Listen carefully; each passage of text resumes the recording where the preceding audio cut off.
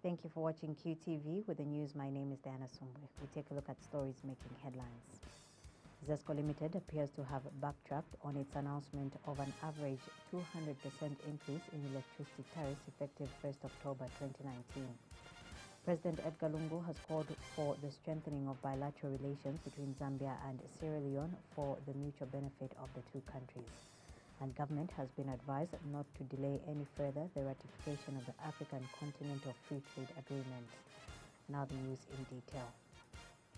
ZESCO Limited appears to have backtracked on the announcement of an average 200% increase in electricity tariffs effective 1st October 2019. ZESCO will next month begin importing 300 megawatts of power from South Africa to mitigate the power deficit the country is facing. The cost of importing, which is 22 million United States dollars per month, will be passed on to consumers, meaning electricity tariffs will be increased. During a briefing in Lusaka, ZESCO Director Strategy and Corporate Services Patrick Mwira hinted on an average increase of 200% in consumers' electricity bills depending on one's consumption of power. The cost of importing this power will be no less than 13 cents. So for you to participate and share, obviously you will see a migration in that category, which is far more. Where somebody who is paying 89 in Ngwe, which is closer to maybe 7 cents, the difference will be less, isn't it? It goes without saying that when you start talking about percentages, you lose it because it is neither here nor there. Okay? If you are coming from 1 cent, it will appear as if you are paying more, but you must remember that that is a heavy subsidy that is enjoyed by everyone. But if you consume in the 15 cents and those as well in the 89 category, it will be a mix. So I would just say that on average, you may see it could be a jump of about 200% in terms of your bill, or less, or more, depending on your consumption. But ZESCO has now denied that it announced that electricity tariffs will be increased by 200%, describing such reports as misinformation. In a statement after several media houses ran the story, ZESCO Director Commercial and Customer Services, Chiti Matara, says it is the sole preserve of the Energy Regulation Board to consider any electricity pricing adjustments for regulating entities, including ZESCO. Mr. Matara says with reference to the power importation program, ZESCO has applied to the ERB that an appropriate cost passing through mechanism be put in place. He says this mechanism will run over the duration of the importation program only.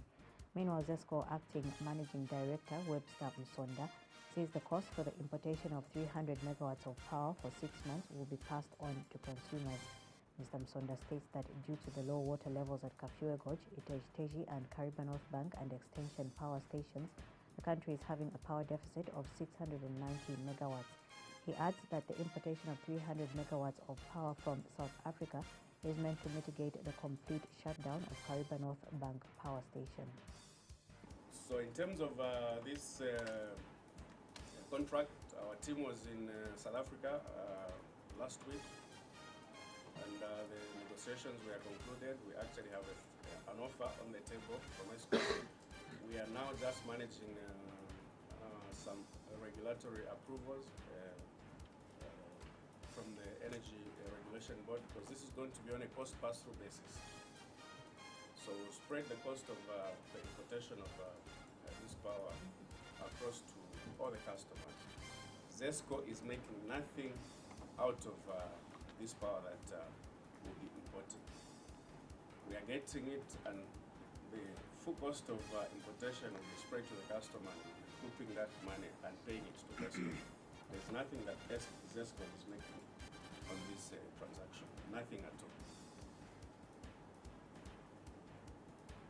Then just to also share with you some of the projects, generation projects that we have coming on stream in the next few months. We have been working on, this is a new power plant, Luswasi Upper. It's a 15 megawatt facility around Serenje in an area called Luswasi, which is undergoing commissioning currently, and we expect that it should be fully available before the end of December to give us that 15 megawatts. You are also aware that we have been working on the Kafue Gorge Lower which currently I think stands at 70% in terms of construction progress. Our expectation is that by April of next year, we could actually spin the first 150 megawatt machine. President Edgar Lungu has called for strengthening of bilateral relations between Zambia and Sierra Leone for the mutual benefit of the two countries. President Lungu made the call in New York when he held a bilateral meeting with Sierra Leonean President Julius Maada Bio. The head of state observed that Zambia and Sierra Leone have a lot in common, such as being mineral-producing countries, hence the need for the two countries to exchange best practices in the mining sector. President Lungu stressed the need for African countries to forge strong ties for the benefit of the whole continent. He said Zambia stands ready to foster trade and economic diplomacy with Sierra Leone for the benefit of both countries. President Lungu, however, expressed concern that currently the amount of trade between Zambia and Sierra Leone is low and needs to be increased.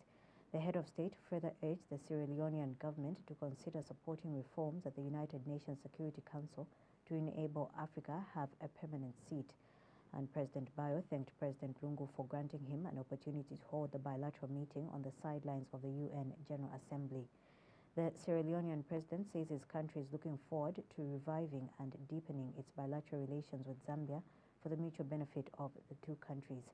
He echoed President Lungu's observation that Africa deserves to have a permanent seat on the UN Security Council because of the massive contributions that the African continent is making to the global body.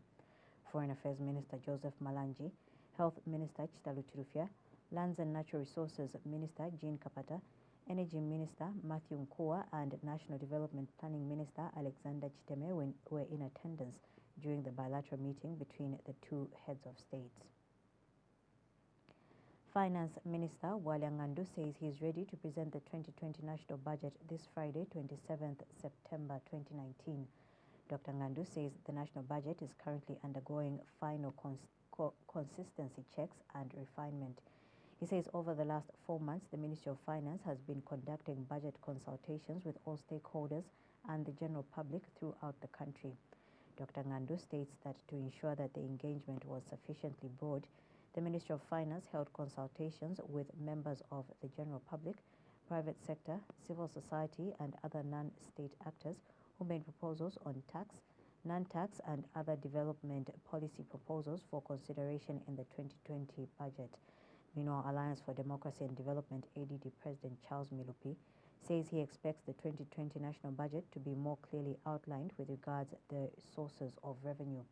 Mr. Milupi says it is important that the Minister of Finance tells the nation where government will generate the money to finance the budget amidst the current economic challenges.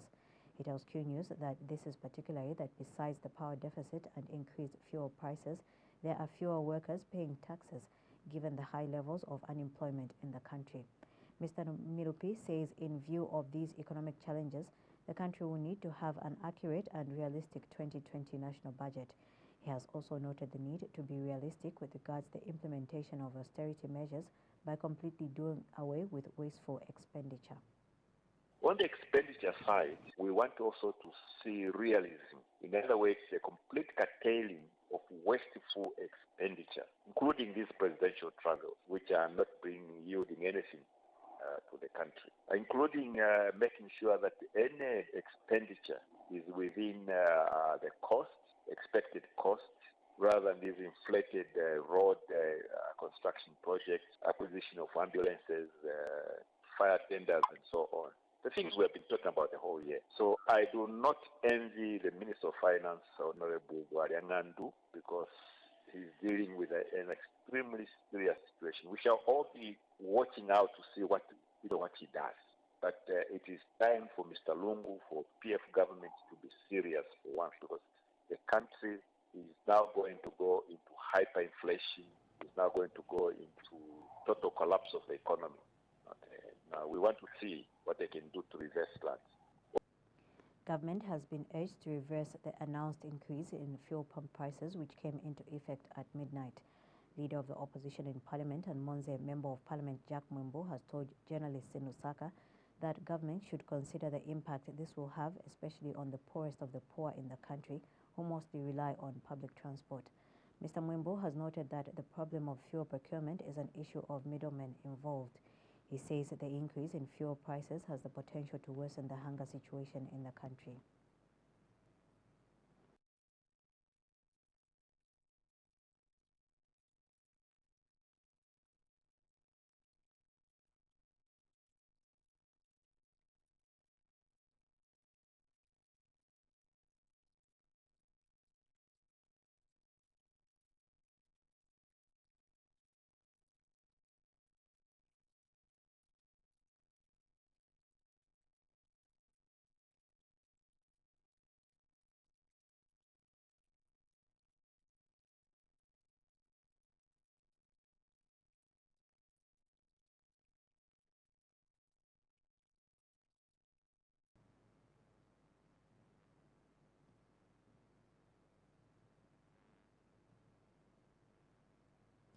And Mr. Mwimbo says UPND members of parliament who join workers in protesting against the enactment of the Constitution Amendment Bill should government go ahead to enact it. We, together with the PF at the time, agreed that we have to pass a law to protect the workers so that the workers should not be subjected to inhuman treatment, where somebody who has worked for an institution all their life, when they reach the retirement age, they are laid off without being paid their terminal benefits. We considered it prudent that if the employer hasn't got the money to pay the terminal benefits or retirement benefits, that worker should remain on the payroll until that employer finds money to pay the employee. We found that to be the most prudent way of managing issues in the country. And we have noticed that the worst culprit in this situation is government itself. The Zambia Revenue Authority ZRA has destroyed over 1,300 bricks of cigarette and 17 cases of tomato paste worth 118,000 kwacha, which was smuggled into the country. And the authority has donated assorted goods worth 205,000 kwacha to government institutions and charitable organizations. ZRA Corporate Communications Manager Topsy Skalinda has explained that the tomato paste could not be donated as it is nearing the expiry date, while the cigarettes cannot be donated or sold as the authority considers it to be toxic. Nakaonga was in Chirundu and brought us this report. In what can be termed as a twist of fate, 4 governments and charitable organizations and institutions have benefited from these smuggled goods seized by the Zambia Revenue Authority, amounting to over 200,000 kwacha. The Zambia Revenue Authority has taken the fight against smuggling seriously, considering its detrimental effect to the economy. Today, the authority donated assorted smuggled but seized items, which included 118 washing dishes, 2 beds, 4 stools, a photocopying machine, a computer, cooking oil, sugar, and 630 liters of fuel. Speaking during the handover of the items to the beneficiaries in Chirundu, ZRA Corporate Communications Manager Topsy Skalinda urged taxpayers to follow procedure when importing goods in the country to avoid being punished and paying more when they could have paid less. We have noted that there's been a lot of smuggling that's been happening through this is what I would classify probably as white-collar smuggling, where you deliberately misclassify some items, you deliberately undervalue items, you underdeclare items, and many other ways. This is wrong. We have said many at times that please declare the correct taxes, because when you declare the correct taxes, you will pay the right taxes, and it's a cheaper way of doing business than you going out there and deciding to smuggle items into the country. It was during the same event that Mr. Skalinda announced that the authority will destroy 1,307 bricks of smuggled cigarettes worth 115,000 kwacha and 17 cases of smuggled tomato paste valued at 3,000 kwacha. These cigarettes, as you know, we cannot donate them.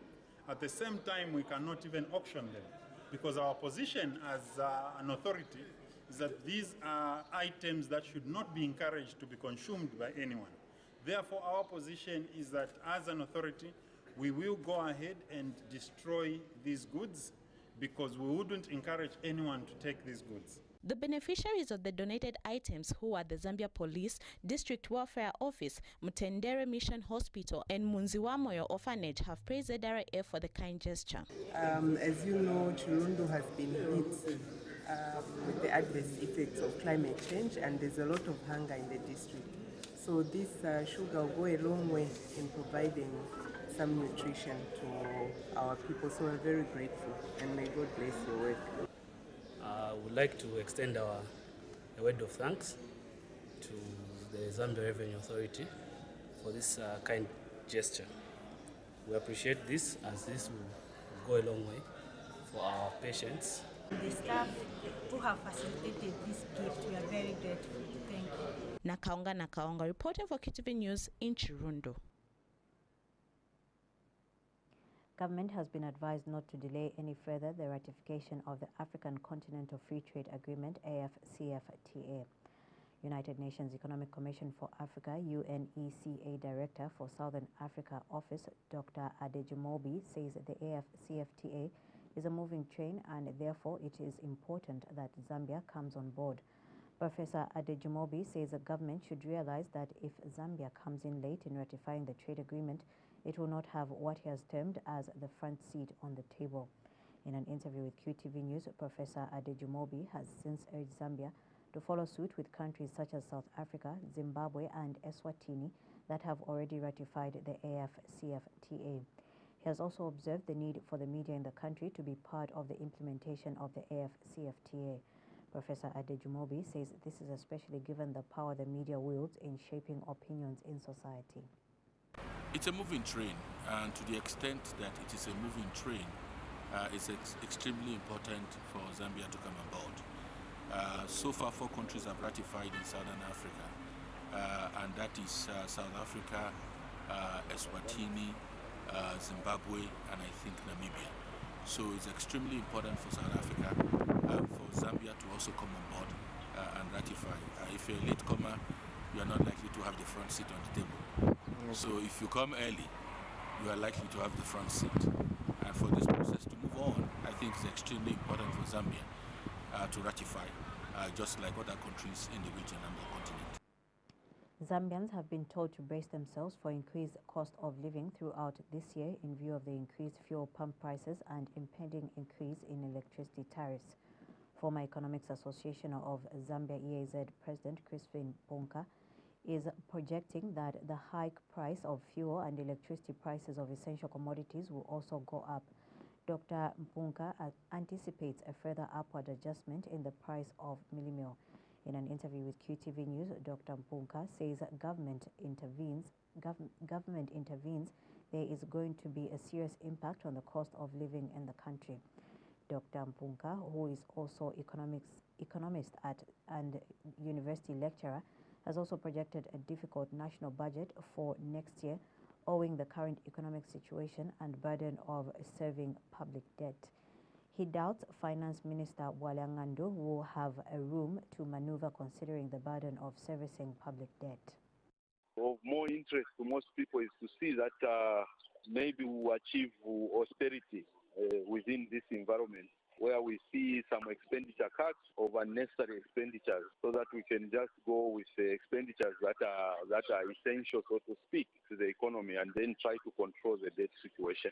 I think that's the hope of most people, particularly economists, that if we can have a budget that will seek to achieve this fiscal consolidation, I think that will be a better way forward. However, as I've mentioned, it's just a difficult year. It's a difficult year. It will be a difficult year until maybe when this power deficit is relaxed, maybe next year, when we expect if we have a good rainfall pattern, and also maybe there will be some generation mechanisms that will come online next year.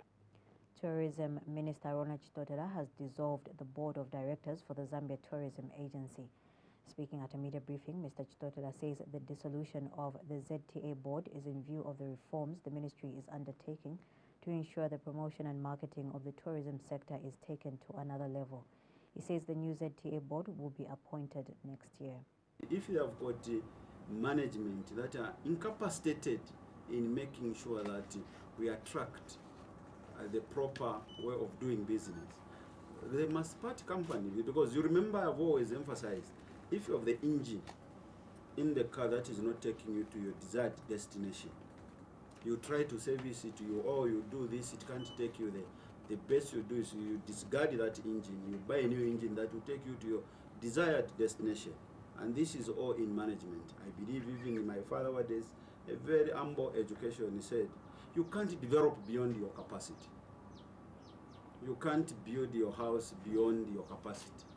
You can only go up to the level of your capacity, but if you feel you can't take people to where they want to go, the most honorable thing you may do is either you step aside, or we will help you to step aside. Civil Society Scaling Up Nutrition Alliance CSO Sun has expressed regret that the hunger situation in some parts of the country is being politicized at the expense of those in need of food, especially in the rural areas. CSO Sun Country Coordinator Matthews Muhuru has since advised politicians to desist from politicizing the hunger situation. And Mr. Muhuru has advised the government to consider creating relief food reserves in areas that are likely to be cut off during the rainy season, such as Lunga District in Luapula Province, to avoid accessibility challenges in the distribution of relief food. He says failure to plan adequately will result in people dying of hunger and malnutrition due to increased food insecurity, as government will be unable to reach the affected areas. Meanwhile, Mr. Muhuru has expressed happiness that the Department for International Development has come on board to supplement government efforts in reaching out to families affected by hunger in the country. He says such efforts are commended and should compel other cooperating partners to come on board and help save lives. CSO Sun is also happy that other private sector organizations have come on board as well, such as Promisable, who have made donations of foodstuffs to women who are pregnant and they have children that are under the age of 5 in Gwende, who have been worst affected by the hunger situation. And we've also urged other private sector members to just come on board and see what they can contribute to just saving lives and helping people that have been hit by hunger. And at the same time, we just want to urge all efforts from cooperating partners and from other people to ensure that all these efforts are being made with the involvement of the Disaster Management Unit, who have the vulnerability and needs assessment report, and they understand the areas that are in need of support. This will ensure that effective and efficient use of resources that will be mobilized would actually happen. Otherwise, and also just avoid the duplication of efforts. United States Agency for International Development USAID Zambia Director Cheryl Stumbras says the United States government views effective civil society engagement as a powerful way to sustainably reduce poverty and increase socio-economic opportunities. Speaking during the Fact Shared Responsibility and Accountability Learning event with civil society organizations in Lusaka, Ms. Stumbras notes that the civil society is dynamic and inclusive, full of ideas and resources. She says the journey to self-reliance is USAID's mission to support partner countries' achievement of their ability to plan, finance and execute solutions for their own development priorities without external assistance. Ms. Stumbras states that by pursuing the journey to self-reliance, Zambia will move closer to the day when external assistance is no longer needed.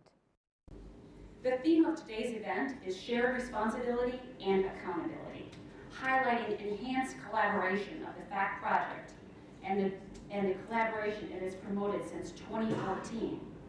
As much as we are looking back today at lessons learned and at both successes and setbacks, we must also look forward. Today's learning event is also the launch of the Shared Responsibility and Accountability campaign to inspire continued action, your action, our collective action, beyond the life of the FACT project. This theme amplifies the voices calling for improved collaboration and engagement through joint programs to drive effective strategic partnerships.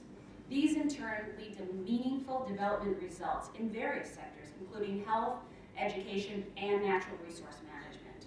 We must ensure the positive impact doesn't fade away when the FACT project ends in March. I encourage you to commit to action that builds self-reliance and sustainability in your work and in your organizations. In closing, let me again thank the representatives of the government of Zambia who are here, Counterpart International, the vast variety of our civil society partners, our development partners, and our extraordinary FACT project team for their commendable work and their energy over the past several years. We wish you all the best today and all the best in your work moving forward. Thank you so much. Lusaka District Electoral Officer Alex Mwansa says all is set for the district stakeholder delimitation meeting. Mr. Mwansa says the stakeholders meeting on the delimitation of constituency, ward and polling districts boundaries will be held from 25th to 28th September 2019 at the Civic Center in Lusaka. He has stressed that the meeting is important because it marks the beginning of the 2021 electoral process. Mr. Mwansa, who is also Lusaka Town Clerk, has emphasized the need for stakeholders in the electoral process to take advantage of the meeting and bring out their concerns to foster effective representation. So the consultative process begins tomorrow, and we are inviting all stakeholders. In fact, the entire the electorate, the church, CPEs, non-government organization, and all those who are concerned with the electoral process should turn up tomorrow at Nakatindi Hall. We'll be receiving their submissions, and the submissions have to do with issues such as distance from where people live and the polling stations. It has to do with the visibility of the elected officials, because this is the major complaint coming out of the communities, that leaders are not visible. And mainly it has to do with the geographical sizes of either their wards or constituencies. So the residents have an opportunity to make proposals and how we can realign the geographical areas of the polling districts, the wards and constituencies, so that Civil Society Organization Environmental Hub National Coordinator Godfrey Piri says the impact of climate change is a wake-up call of where the country is heading to. Mr. Piri has told Q News that it is unfortunate that following the State of the Nation address by President Edgar Lungu, some people appear to politicize such a serious matter. He says the issue of climate change should not be politicized. Mr. Piri adds that climate change is real and affects everyone, hence the need to take it seriously. He notes that if not taken seriously, climate change will impact the current and future generations. Unfortunately, we will run into a situation where the Kariba Dam is going to reach levels where the water that will be there can no longer generate any power, and we are going to be plunged into darkness. Importing of power is not a permanent solution because we cannot afford. Look at how indebted our country is, and look at the levels and the amount of development that we need our country to actually embark on. If we suspend all that and focus on power because it's critical, then imagine how our economy is going to be affected. And then we depend on other nations also accepting to sell us this power. If they say no, they experience the same challenges, then we'll be forced to look to nuclear and other expensive alternative sources. Are we going to afford as a nation? This is going to be a long-term investment which may come with its own consequences of underfunding, and it is going to affect the development of the nation. To end our news, we recap on stories making headlines.